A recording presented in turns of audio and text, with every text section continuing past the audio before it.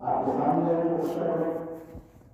مولانا مسعود صاحب نے علم دین حاصل کیا، نہ صرف ہندوستان بلکہ اللہ تعالیٰ ان سے اور ان کے بچوں سے پوری دنیا کے لیے تعلیم دین کا کام دے رہا ہے۔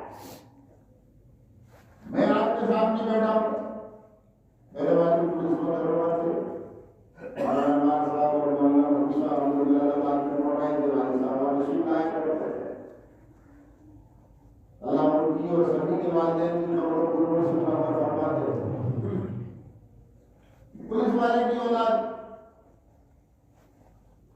مفتی صاحب دامت برکاتہم میں جس عظیم شخصیت مفتی اعظم ہندوستان مفتی سعید احمد صاحب لکھنوی رحمۃ اللہ علیہ کی خدمت میں جلال آباد میں نہ صرف تعلیم حاصل کی بلکہ حضرت رحمۃ اللہ علیہ کے سب سے زیادہ معتمد شاگرد، اولاد سے بھی زیادہ عظیم، اس گھرانے کے داماد مفتی صاحب کے داماد تھے مفتی محمد الحق صاحب رحمۃ اللہ علیہ ٹوڈا میں آگاہ کرے۔ میرے والد وہاں پولیس میں اور تھانے میں پہنچے، ایک عام پولیس والے تھے۔ مولانا مدن صاحب رحمۃ اللہ علیہ سے ملاقات ہوئی، ان کی صحبت کی برکت سے اللہ نے زندگی میں تبدیلی پیدا کی، تو مجھے اور میرے بڑے بھائی جو کہ دلی میں ایم ایل اے بنے ہیں، دیکھنے میں بالکل میرے جیسے ہیں، مانا آپ کیا آئے ہیں، جب آپ انہیں دیکھو گے تو پہچان کیا وہ بھائی اس میں حاجی یونس صاحب ہیں، 10-20-50 حاجی کے بعد کے 8 سال ان کے ساتھ گھر میں جاتے ہیں، وہ بھی ایم ایل اے بنے بالکل میری طرح۔ ہم دونوں بھائیوں کو والد صاحب نے اسکول سے اٹھا کے مدرسے میں بٹھایا، رشوت لینا بالکل بند کر، گھر میں فاقے شروع ہو گئے۔ اس وقت پولیس والوں کو 300-400 روپے ہوتے تھے، ہم 5-7 بہن بھائی تھے، 300-400 روپے میں 2 وقت کی روٹی کا انتظام نہیں ہو سکتا، گھر میں فاقے شروع ہو گئے، لیکن وہ جمے رہے۔ ان الذين قالوا ربنا الله ثم استقاموا، اللہ کو اللہ کہنا بڑا آسان ہے، اللہ کو دل میں جمانا، بٹھانا، بسانا، اللہ پر ایمان لانا، عقیدہ اپنا مضبوط کرنا، ذرا یہ مجاہدہ ہے۔ جب آدمی مجاہدے پر رہتا ہے، جمتا ہے، تب مدد خدا پر نازل ہوتی ہے۔ وہ جگہ رہے، فاقے بھی ہے، پریشانیاں ہو رہا ہے۔ 1 سال کے لیے ہمیں ہمارے دادا کیا بلند شہر بھیج دیا، شکارپور بلند شہر۔ دوسرے سال کی پریشانی دور نہیں ہوئی تو نانی کیا بدائی بھیج دیا کہ وہاں رہیں گے تو پریشانی دور ہوگی۔ یعنی ہمارے گھر کی حالت یہ ہو گئی تھی کہ ہم دونوں بھائی جنگل سے ایندھن بین کر لاتے تھے جب گھر میں چولہے ہوتا تھا۔ دونوں بھائی جنگل سے جب ساگ توڑ کر لاتے تھے، 40% بیٹری چارج ہے، نہ تو گاؤں میں گھر میں پیدا ہو جاتا، اتنی تنگی ہو گئی۔ لیکن والد صاحب، والدہ، والدین جمے رہے، پڑھایا، بلکہ اس غربت کی وجہ سے بھائی یونس صاحب کی تعلیم راستے میں رہ گئی۔ انہوں نے درزی کا کام سیکھا، قمیض بنانا سیکھی، 2-4-5 قمیض مولانا بناتے تھے، 100 روپے آتے تھے، تو اس سے گھر کا جو تنگی جو تھی وہ دور ہونا شروع ہوئی، 2 وقت کی روٹی وقت سے ملنا شروع ہوئی۔ میری تعلیم چلتی رہی، جلال آباد چلا گیا پڑھنے، حافظ اسلام محفوظ چلا گیا پڑھنے، تھوڑا بہت علم داتا سا مولانا انوار صاحب پڑھتے رہے، میرے کے ساتھ دنگا لڑتا رہا، مجھے دیا گیا، ادھر کوئی لگائے گا بزرگ تو پڑوسی کوئی بچ نہیں گا، یہ پڑھتے رہے، میں کھیلتا رہا، لیکن اللہ نے بات بنا دی۔ اس تعلیم کی برکت سے، علم داتا سا کی برکت سے میرا نکاح عالم اسلام کا عظیم ادارہ ملائم سہارنپور، اس طرح یہ مفتی سعید صاحب لکھنوی رحمۃ اللہ علیہ کا خاندان ہے، جہاں مفتی سعید صاحب دامت برکاتہم کا سلسلہ بہت مربوط ترین سلسلہ تعلیم کا، خدمت کا، تعلق کا، نسبت کا جو ہے، ویسے ہی مفتی مظفر حسین صاحب رحمۃ اللہ علیہ کا گھرانہ سہارنپور میں ہے، ان کے والد بھی مفتی سعید احمد صاحب رحمۃ اللہ علیہ صاحب معلم الحجاج، مفتی سعید صاحب لکھنوی رحمۃ اللہ علیہ کے ہم اثر ہیں، اور وہ اس وقت مظاہر العلوم کی طرف سے پورے ہندوستان کے مفتی اعظم تھے، اور مفتی مظفر صاحب رحمۃ اللہ علیہ اپنے زمانے میں ہندوستان کے مفتی اعظم، شیخ یونس صاحب، پیر طلحہ صاحب، شیخ یوسف مطالعہ انگلینڈ کے اندر، اور ساؤتھ افریقہ کے بڑے بڑے علماء اور دنیا کے بڑے بڑے مذاہبی علماء، مفتی سعید صاحب پالن پوری، یہ سب حضرات مفتی مظفر صاحب رحمۃ اللہ علیہ کے شاگرد ہیں۔ میرا وہاں علی ماتا کی برکت سے وہاں نکاح ہو گیا، شادیوں کے ساتھ کو بدائی ہوئی، اب میں مذاہب چلا گیا۔ اس تعلیم کی برکت میں آپ کو بتلانا چاہتا ہوں، اس غریب تر گھرانے کا میں ایک فرد تھا جس کے گھر میں ڈھنگ سے چولہا بھی نہیں جلتا تھا، یہ اتنا غریب تر گھرانہ، لیکن علم قرآن، علم دین، علم حدیث، علم نبوت، علم نور کی برکت سے اللہ تعالی نے مدارس العلوم کی خدمت کے لیے چنا۔ مدارس العلوم میں 16 سال کارگزار ناظم رہا۔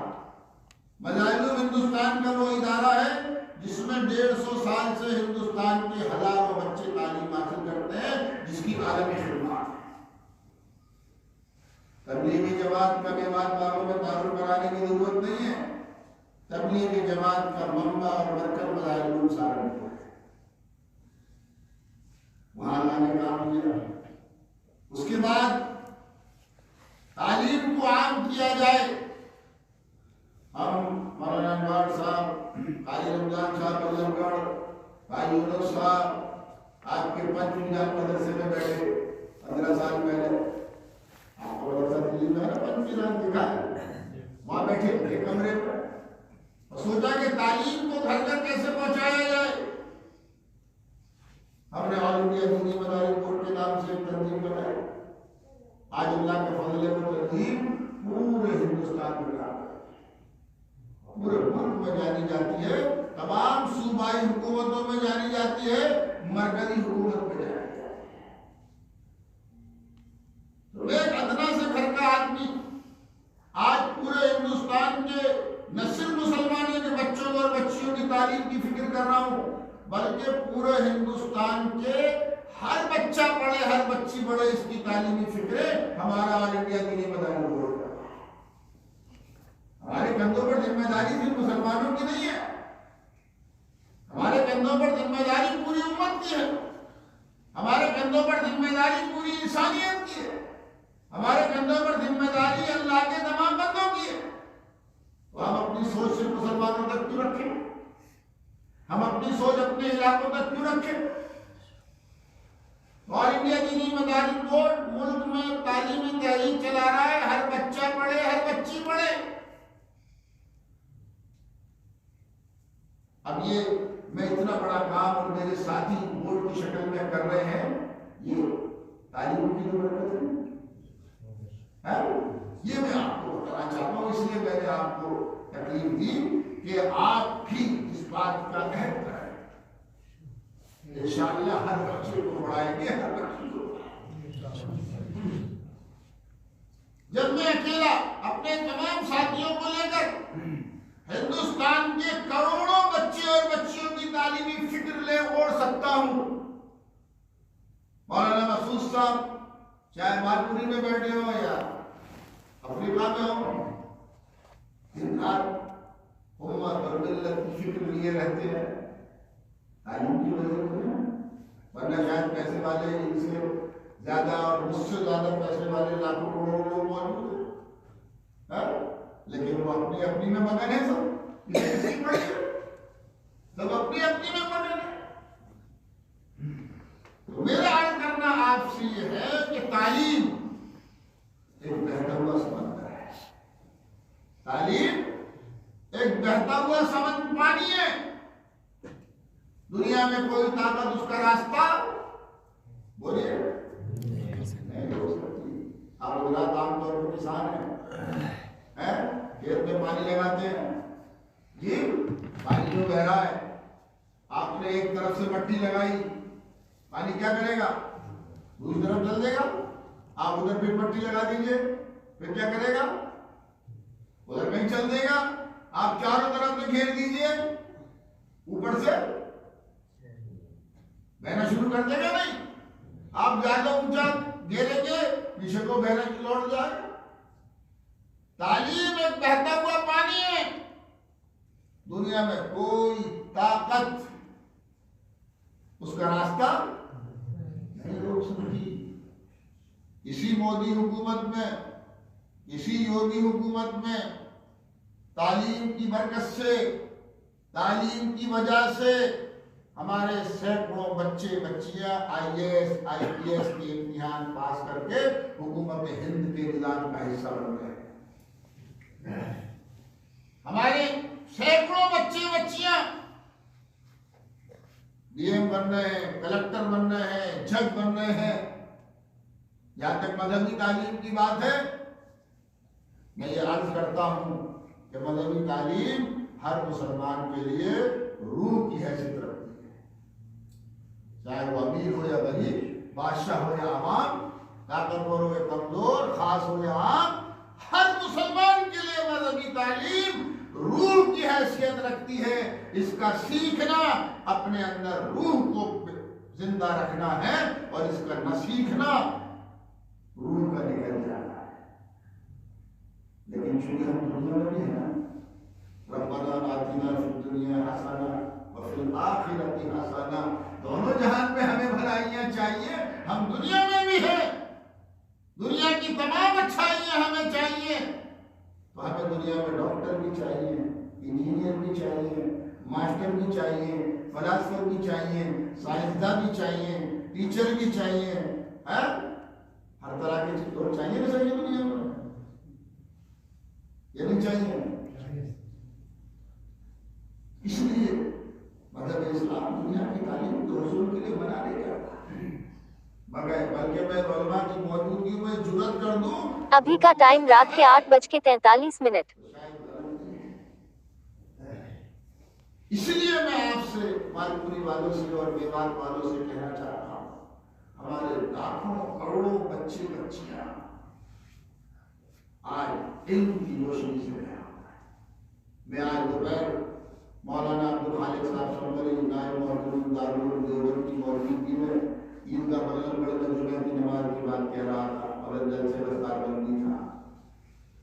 اتنے لاکھوں مدرسے ملک میں ہونے کے بعد بھی صرف 4-5% مسلمانوں کے بچے پڑھ رہے ہیں. ابھی 95% بچے بچیاں علم قرآن، علم نور، علم نبوت سے محروم ہیں. تو اور کتنے مدرسوں کی ضرورت ہے؟ 95% کے لیے اور کتنے مدرسے چاہیے؟ اللہ کے نبی صلی اللہ علیہ وسلم فرماتے ہیں علم دین کا سیکھنا ہر مسلمان مرد عورت پر فرض. میرا مان پوری والوں تقریر کرنے کی نہ ضرورت ہے، نہ موقع ہے، نہ میں کرنا چاہ رہا ہوں، نہ میرا ارادہ ہے. اس لیے کہ میں ایک طالب علم کی حیثیت سے حضرت کی عادت کرنے اور کے لیے حاضر ہوا. میرا آپ سے کہنا یہ ہے، مان پوری والوں، دیوات والوں اور نوجوانوں، خاص طور سے آپ سے، یہ بات میں پورے ملک میں کرتا ہوں، پوری دنیا میں کرتا ہوں. پورے ملک کے میرے بھائی بہن بھائی جان ہفتوں کے مہینوں کے سفر ہوتے ہیں. ہر بچے کو پڑھاؤ، ہر بچے کو یہ لاکھوں کروڑوں بچے بچیاں مولانا انوار کی طرح، مولانا مسعود کی طرح کروڑوں جو ہیں انشاءاللہ تعلیم یافتہ ہو جائیں گے. تو بتاؤ عمر کو کتنا کام ہوگا. ان کروڑوں بچے بچیوں میں کتنے مولانا انوار ہوں گے، کتنے مولانا مسعود ہوں گے. میں اپنا بھی نام لے دوں، طالب علم کی حیثیت سے کتنے آپ کو گریجویٹ ہوں گے جو پوری امت اور پوری ملت اور پورے ملک کا درد لینے کے لیے جیئیں گے اور اسی کے لیے مریں گے. آج کی حکومتیں بھی، یہ حکومتیں بھی جب مائنورٹیز کے لیے، مسلمانوں کے لیے تعلیمی اسکیمیں بناتی ہیں تو ہمیں بلاتی ہیں، ہم سے مشورے کرتی ہیں، ہم سے پوچھتی ہیں، ہمیں کام دیتی ہیں، ہم سے کہتی ہے کہ اپنی قوم کے اندر ان چیزوں کو لے کر تم جاؤ. میرا صرف کہنا اتنا ہے، آپ سے بھی اور گھروں میں جو مائیں اور بیٹیاں بہنیں سن رہی ہیں ان سے، ہر بچے کو پڑھاؤ، ہر بچے کو پڑھاؤ. علم روشنی ہے اور جہالت اندھیرا ہے.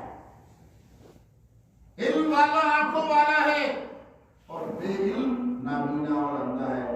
مجھے بتاؤ کون والدین یہ پسند کریں گے ان کے گھر میں پیدا ہونے والا بچہ اور بچی اندھا پیدا ہو؟ کوئی پسند کرے گا؟ جب آپ یہ پسند نہیں کرتے، یہ اندھا من جو ہے نا، یہ آنکھوں والا، انسانی آنکھوں والا اندھا من، یہ عارضی ہے. اور علم اس کا محروم رہ کر جو اندھا من ہے وہ دائمی ہے، وہ آخرت تک اس کی محرومی ہو سکتی ہے. جہالت کی محرومی آخرت تک ہو سکتی ہے. تو انشاءاللہ ہر بچے کو پڑھاؤ گے، ہر بچی کو پڑھاؤ گے، اور کوئی مشکل کام نہیں ہے. میں یہ کہتا ہوں ہمارے پاس ہندوستان میں، ملک میں یا میوات میں آپ کے پاس لاکھوں مسجدیں ہیں. میوات میں آپ کے پاس لاکھوں مسجدیں ہیں. ہر مسجد کو مسجد نبوی صلی اللہ علیہ وسلم سے جوڑ دو. ہر مسجد کو نماز کے ساتھ ساتھ مدرسہ بنا دو، جیسے ان کے یہاں مولانا کے افریقہ میں ہوتا ہے. تمام مساجد میں شام کو 2 گھنٹے اور 4 گھنٹے کے اتنے مضبوط مکاتب قرآنیہ، مکاتب دینیہ اسلامیہ چلتے ہیں کہ اس کی برکت سے ان کے یہاں ہمارے میوات اور ہمارے ہندوستان سے زیادہ عالم اور حافظ اور قاری اور مفتی موجود ہیں. 2 گھنٹے 4 گھنٹے کی روزانہ کی تعلیم. کوئی بلڈنگ کا تقاضا نہیں، کوئی بلڈنگ بنانے کی ضرورت نہیں، اسی میں چلائیں گے، انہی میں چلائیں گے یہ. اور اس کے لیے کوئی مسائل کا مسئلہ نہیں ہے. صرف اتنا کرنے والے بن جاؤ، سادہ کھاؤ، سادہ پہنو، سادہ رہو جی. اور ایک عذاب اور جو امت نے اپنے اوپر مسلم کر رکھا ہے، جس میں عام طور پر ہم جیسے لوگ بھی گھر کی عورتوں کی وجہ سے بے دست و پا بغیر ہاتھ پیر کے ہو جاتے ہیں. میری بہنیں اور بیٹیاں سن رہی ہیں، ذرا توجہ دیں. اپنی نسلوں کی تعلیم اور تعمیر کی خاطر ایک عذاب جو مسلمانوں نے اپنے اوپر مبتلا کر رکھا ہے، شادی. شادی اللہ کے نبی صلی اللہ علیہ وسلم نے فرمایا سب سے بہترین اور اللہ کے نزدیک پسندیدہ نکاح وہ ہے جو سب سے سادہ ہو. اور ہم نے کیا کر لیا؟ ساری زندگی گھر میں 2-4 بیٹیاں ہیں، ساری زندگی تو ہمارا محنت اور مزدوری میں لگ رہی ہے جہیز اور جہیز کے سارے بات پورا کرنا ہے. اور گھر میں جوان بیٹے بیٹھے ہیں، وہ جوان بیٹوں کی جوانیاں اپنی بہنوں کے جہیز جمع کرنے میں گزر رہی ہیں. پہلے تو سائیکل سے کام مل جاتا تھا، موٹر سائیکل سے کام چل جاتا تھا. اب چل رہا ہے کام یہ بات تو موٹر سائیکل سے. اب تو 4 پہیے والی چاہیے، اور اس میں بھی ذرا بھاری سی. 4 پہیے والی بھی ہلکی سی نہیں. یہ عذاب امت نے اپنے اوپر مسلط کیا ہوا ہے. شادی بڑی بڑی شادی اور تقریبات کا. میرا آپ سے کتاب و سنت کی روشنی میں کہنا یہ ہے کہ شادی کو بڑے شین کے بجائے چھوٹے شین سے کرنے والے، شادی کرنے والے مشروط کا نکاح کرو. گھروں سے بیٹیوں کو رخصت کرو. جو آپ کو بیٹی کو دینا ہے بند کر کے دے دو. میں تو کہتا ہوں مولانا مسعود صاحب، اگر آپ کو 1 لائن سے اور کوئی 1 لاکھ دینا، میں کہتا ہوں 2 لاکھ دو، مگر بند رہے. جو آپ کو داماد کو دینا ہے دو، بند کر کے دے دو. مشروط کا نکاح کرو، گھر سے بیٹیوں کو رخصت کرو. شادی ہالوں میں، باراتوں میں، شادی ہالوں میں، غیر ضروری جہیز میں. اور اب تو 50,000 ہمارے یہاں مولانا اللہ فرما دیے، اللہ کا رحم فرما دے. آپ کا یہ پریشانی نہیں ہے. 1 لاکھ لوگ تقریبات میں شریک ہوتے ہیں، 10 میٹنگ 50 قسم کے کھانے آتے ہیں. اب ایک نے کر لیا، اور اگر دوسرا اس طرح نہ کرے تو اس کی چودراہٹ جا رہی ہے. اور وہ قرض لے رہا ہے، زمین بیچ رہا ہے، مکان بیچ رہا ہے، بھائیوں سے مانگ رہا ہے، رشتے داروں کو مطالبہ کر رہا ہے. سود پر لوگ پیسے لے رہے ہیں، سود پر لوگ پیسے لے رہے ہیں. یہ عذاب نہیں ہے تو کیا ہے؟ اللہ کے نبی فرما رہے سب سے بہترین نکاح وہ ہے جس میں سب سے کم خرچ ہو اس میں. اور ہم نے کیا کر دیا؟ اس پیسے کو بچاؤ، سادہ سادہ پہن لو، سادہ رہ لو، شادیوں کو چھوٹے سے کرنا ہے، کیا کرنا ہے؟ شادیاں کیا کرنا ہے؟ سادہ۔ اور اس پیسے کو بچا کے ہمیں چندے میں مت دو، ہم چندہ مانگ لیا ہمیں مت دو۔ اپنی نسلوں پر رحم کرو، اپنی نسلوں پر رحم کرو، اپنے بچوں پر رحم کرو، اپنی بچیوں پر رحم کرو۔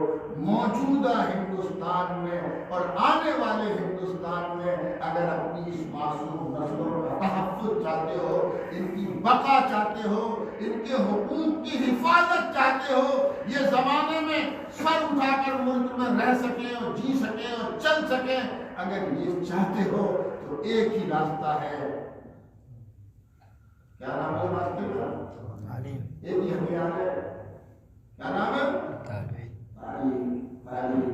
اس کے علاوہ کوئی راستہ نہیں، کوئی راستہ نہیں۔ میری بات کو سمجھ میں آئی ہے؟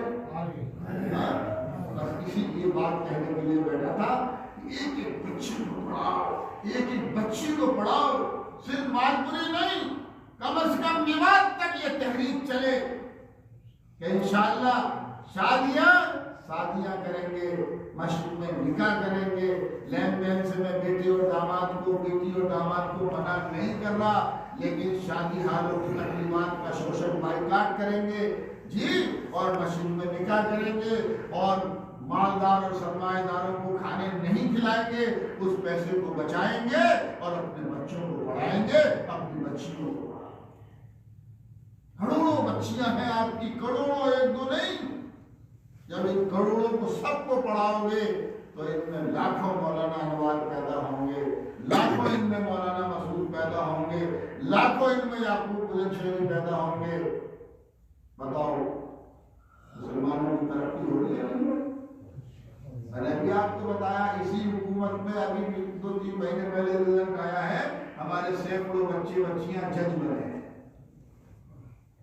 تعلیم ایک بہتر ہوا، پانی ہے دنیا میں، کوئی طاقت اس کا مقابلہ اس کو نہیں روک سکتی۔ جب 2 بچے دوڑیں گے، دونوں کی دوڑ لگائی جائے گی، ایک 100 فٹ آگے ہوگا، دوسرا 100 فٹ پیچھے ہوگا، تو نمبر کسے ملیں گے؟ آگے والے کو ملیں گے، پیچھے والے کو؟ اسی لیے آپ کو اپنے ہر بچے بچی کو علم کے ذریعے تیار کرنا ہے، علم کے ذریعے باصلاحیت انسان بنانا ہے، اچھا ڈاکٹر، اچھا انجینئر، اچھا ماسٹر، اچھا فلاسفر، انسانیت کی خدمت کرنے والا انسان بنانا ہے۔ تو بتاؤ دنیا والے خدمت والے انسان کے بعد آئیں گے یا ذبح کرنے والے ڈاکٹر کے بعد جائیں گے؟ کہاں جائیں گے؟ خدمت۔ اور وہ اچھائیت اسلام سے اچھی کون دے سکتا ہے؟ کتاب اللہ سے اچھی تعلیم کون دے سکتا ہے؟ رسول اللہ صلی اللہ علیہ وسلم سے اچھی کیا نام ہے اسوہ کون پیش کر سکتا ہے؟ انسانیت کے لیے ہمدردی اور بچے اور بچیوں کے لیے، خاص طور سے عورتوں کے لیے صلہ رحمی کی تعلیم اللہ کے نبی صلی اللہ علیہ وسلم کی تعلیم سے اچھی کہاں مل سکتی ہے؟ آج کی تعلیم یافتہ انسانیت سے ہٹ کر جو اعلیٰ تعلیم حاصل کر رہے ہیں، وہ کیا کر رہے ہیں؟ انہوں نے نرسنگ ہوم بنایا، آپ ایک سنگین سے سنگین، گمبھیر سے گمبھیر مریض کو آپ ان کے لے گئے تو اس مریض کا علاج معالجہ بعد میں شروع ہوتا ہے، پہلے جواب ہے۔ مریض سیریس ہے، مرض الموت میں مبتلا ہے، لیکن جب تک کاؤنٹر پر پیسے جمع نہیں ہو جائیں گے علاج شروع ہوتا ہے۔ اور آپ کا ایک بچہ ڈاکٹر ہو، آپ کی ایک بچی ڈاکٹر ہو، آپ ایک نرسنگ ہوم بنائیں، اعلیٰ درجے کا بنائیں، آپ کا بچہ بچی MBBS MD اور AM ساری ڈگریاں پڑھے حاصل کرے، اور آپ اسے ساتھ ساتھ انسان اور مسلمان بھی بنائیں، اور آپ کے نرسنگ ہوم کے اندر پہلے علاج شروع ہو، بعد میں پیسے لیے جائیں، تو مجھے بتاؤ سخت سے سخت بھی مسلمانوں سے نفرت کرنے والا ہوگا، وہ اپنے مریض کو کہاں بھیجے گا؟ جہاں پہلے پیسے جمع ہوں گے، بعد میں علاج شروع ہوگا یا کیا پہلے علاج شروع ہوگا بعد میں پیسے جمع ہوں گے؟ کہاں لے کے جائیں گے؟ پہلے علاج ہوگا بعد یہ ہے اسلام، اس کا نام ہے مسلمان، یہ ہے اسلام، اس کا نام ہے مسلمان۔ تو بہرحال میں نے تھوڑی سی بات اس لیے لمبی کر دی، اب تک ماشاءاللہ دوسری مسجدوں سے گاؤں سے یہ آواز سن کر ساتھی آ رہے ہیں، دو چار باتیں ان کے کان میں پڑ جائیں، اس لیے بات لمبی کر دی۔ ہر بچے کو ان کے حالات دیکھ لو کیسے ہو رہے ہیں، CAA، NPR، NRC، ان سب کا علاج بھی تعلیم ہے، ان سب کا علاج بھی،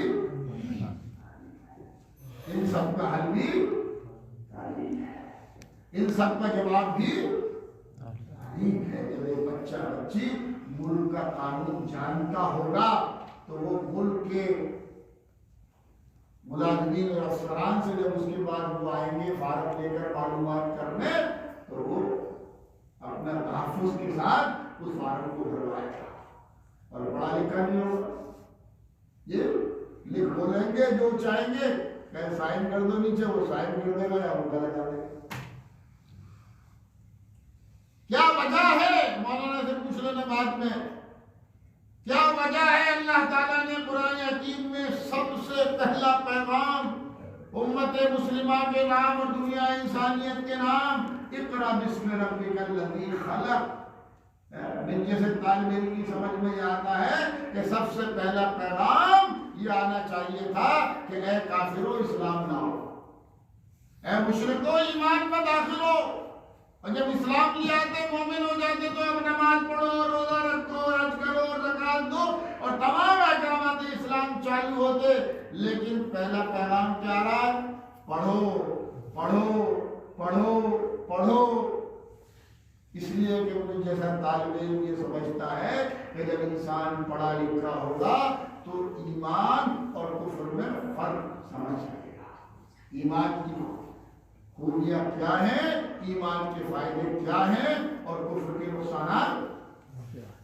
جب انسان پڑھا لکھا ہوگا تو پھر حلال حرام کو بھی جانے گا، اچھے برے کو بھی جانے گا، صحیح اور غلط کو بھی جانے گا، نفع اور نقصان کو بھی جانے گا۔ جب شعور ہی نہیں ہوگا، اس لیے مجھ طالب علم کا معلوم اللہ والے لوگ لوگ آپ کے سامنے جسارہ جرم میں نے صرف اس لیے کی ہے، جواب میں خاص طور سے آپ سے کہہ رہا ہوں، جس قوم کے چیلنج اس کی جوان اپنے کندھوں پہ لے لیتے ہیں وہ قوم تمام مسائل سے پار نکل جاتی ہے، اور جس قوم کے جوان جوانی کھیل کود میں، غفلت میں، لہو و لعب میں، جوانی دیوانی میں گزار دیتے ہیں، اس قوم کا مستقبل روشن نہیں ہوگا۔ آپ کے کندھوں پر آپ کی اپنی ذمہ داری بھی ہے اور امت کے مستقبل کی بھی ہے۔ ہم بزرگ بوڑھے لوگ تو تجربہ نہیں سکتے ہیں، رہنمائی دے سکتے ہیں، 2-4 گھنٹے کام کرتے ہیں، تھک جاتے ہیں۔ جس گھر کے بچے اپنے والدین کا سہارا بنتے ہیں وہ گھر ہمیشہ خوش خرم رہتا ہے، اور جس گھر کے بچے غفلت میں زندگی گزارتے ہیں